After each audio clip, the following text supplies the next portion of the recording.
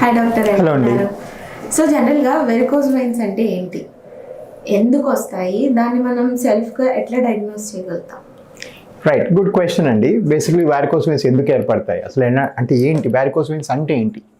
బేసిక్గా మన కాళ్ళలో చూసామంటే కొన్ని వెయిన్స్ ఉంటాయి అన్నమాట. వెయిన్స్ అంటే సిరలు. ఓకే, ఈ సిరలు కొన్ని ఏమో స్కిన్ కింద ఉంటాయి. ఓకే, ఆ స్కిన్ కింద ఉండే సిరల్ని సూపర్ఫిషియల్ వెయిన్స్ అంటారు. కొన్ని సిరలేమో లోపల ఉంటాయి కళ్ళకు కనిపించకుండా, వాటినేమో డీప్ వెయిన్స్ అంటారు. సో ఈ సూపర్ఫిషియల్ వెయిన్స్లోన అండ్ డీప్ రెండిట్లో కూడా బ్లడ్ ఇలా కింద నుంచి పైకి ఇలా వెళ్ళి ఇక్కడ ఈ ఏరియాలో కలుసుకొని దాన్ని జంక్షన్ అంటాము. ఆ జంక్షన్లో కలుసుకొని హార్ట్కి చేరుకోవాలి. ఇది నార్మల్గా జరగాల్సిన ఫ్లో. ఈ డీప్ వెయిన్స్లో కూడా బ్లడ్ పైకి వెళ్ళాలి, ఈ సూపర్ఫిషియల్ వెయిన్లో కూడా బ్లడ్ పైకి వెళ్ళాలి. ఈ రెండు జాయిన్ అయ్యే జంక్షన్ దగ్గర కొన్ని వాల్వ్ ఉంటుందన్నమాట. ఒక వాల్వ్ ఉంటుంది. ఏ కారణంగా ఈ వాల్వ్ కవాటాలు అంటాము తెలుగులో, ఆ వాల్వ్ పనిచేయని పక్షంలో బ్లడ్ పైకి వెళ్లకుండా అంతా కిందకు వస్తుంది.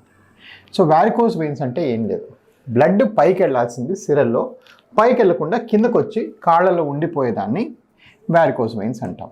కొన్నిసార్లు ఇవి బయటికి కనిపించి ఉండొచ్చు, కొన్నిసార్లు కొంచెం మనిషి లావుగా ఉన్న, మనిషికి చామన్ ఛాయగా బ్రౌనిష్ కలర్గా ఉన్న బయటికి కనబడకపోవచ్చు. ఇన్ఫాక్ట్ కనకపోవడం మోర్ కామన్ ఇండియాలో. బట్ ఎయిదర్ వే ఈ రెంట్లో జరిగేది ఏంటంటే బ్లడ్ పైకి వెళ్లకుండా కిందకు వచ్చి కాళ్ళు ఉండిపోతుంది. సింపుల్గా చెప్పాలంటే ఇంగ్లీష్లో దీన్ని వీనస్ ఇన్కాంపిటెన్స్ అని కూడా అంటారు. అంటే ఏదో కారణంగా మీ వెయిన్స్ కాంపిటెంట్గా లేవు, ఇన్కాంపిటెంట్గా ఉన్నాయి, దానివల్ల బ్లడ్ అంతా కాళ్ళు ఉండిపోతుంది. వారికోస్ వెయిన్స్ సింపుల్గా ఎక్స్ప్లెయిన్ చేయాలంటే ఇది అర్థం. బ్లడ్ పైకి వెళ్లకుండా ఈ వెయిన్స్లో ఉండిపోయేదాన్ని వారికోస్ వెయిన్స్ అంటాం.